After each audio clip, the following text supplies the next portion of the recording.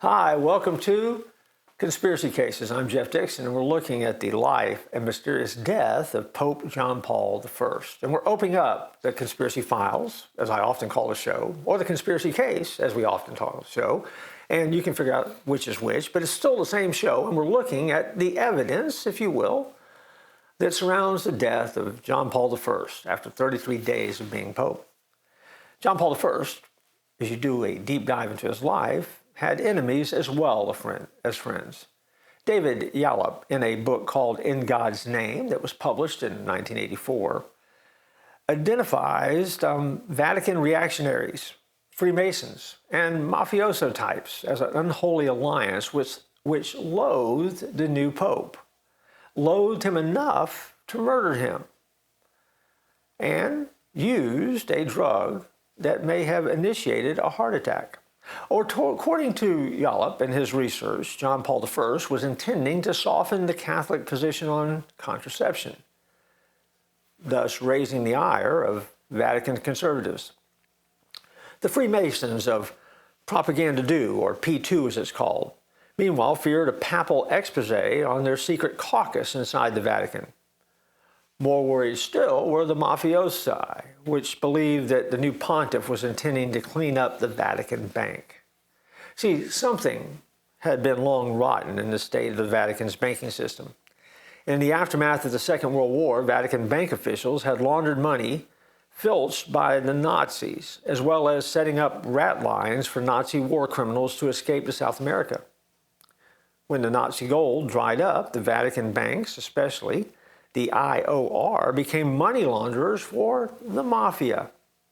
The key figures in this money laundering scheme were Roberto God's Banker Calvi, director of the IOR's Milan-based outlet, Banco Ambrioso, and allegedly Archbishop Paul Marcinus, the Shark, as he was known, a Sicilian financier.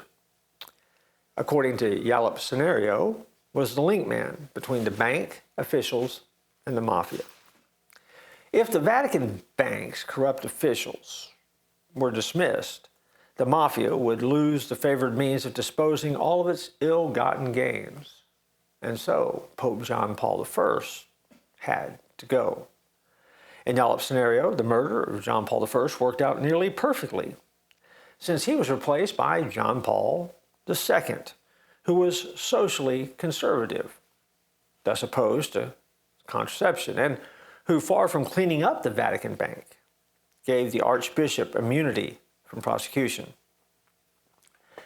Yallop's case that he lays out in his book is fascinating and strong, but to be honest, is a bit circumstantial. The Vatican bank was corrupt to the core, and one of the major players was indeed Calvi, who met a retirement not usually associated with the banking profession. But did John Paul I himself meet an unnatural death? A persuasive counterblast to Yallop's book came in 1989 called A Thief in the Night by John Cornwell, an English journalist who conducted the same type of investigation, and he concluded that John Paul I died of a pulmonary embolism. Indeed, John Paul I had exhibited one of the featured symptoms of this type of condition, swollen feet. Of course, it might be objected that John Cornwell would say that, wouldn't he? Because if you take a closer look at the money trail behind his book, A Thief in the Night, it was commissioned and paid for by, you guessed it, the Vatican. And so at the end of the day, one of the most controversial deaths and conspiracies ever about a pope takes place in the 33-year reign of Pope John Paul I. Was he a victim of homicidal, reactionary, and criminal element in the Vatican? If you were to look at the chances or probabilities, here at the conspiracy cases, we would put that maybe at about 60% chance that there really was a conspiracy behind it. But what are the implications of it? That is a far better question. And we'll look at that in our next episode.